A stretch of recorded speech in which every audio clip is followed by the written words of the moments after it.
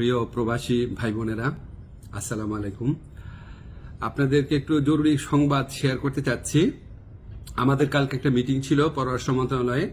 পররাষ্ট্রমন্ত্রী ছিলেন, স্বরাষ্ট্রমন্ত্রী ছিলেন, আমি ছিলাম, আমাদের পাসপোর্ট অধিদপ্তরের কর্মকর্তারা ছিলেন এবং সংশ্লিষ্ট যে সরকারি অফিসের সবাই ছিলেন আর কি।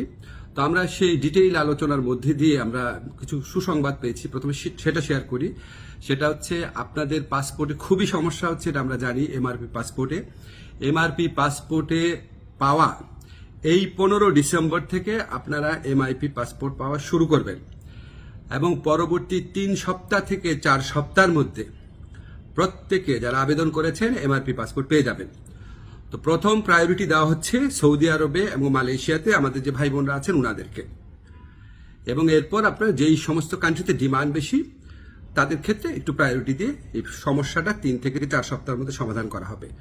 এবং এত পরিমাণ এমআরপি পাসপোর্ট ছাপানো হচ্ছে যে ইনশাআল্লাহ আগামী 2-3 বছরে এই সমস্যা আর কখনো হবে না। এখন আপনাদের একটা অনেক সাফারিংস হয়েছে, অনেক কষ্ট হয়েছে, এটার জন্য অনেক ধরনের হয়রানি হয়েছে, সেটার জন্য আন্তরিকভাবে দুঃখিত। তবে ভাই বিনয়ের সাথে বলি, এই প্রবলেমটা সলভ হয়েছে বিগত ফ্যাসিস্ট সরকারের আমলে। সেখানে আপনার যে তৎকালীন মন্ত্রী ছিলেন উনি আপনার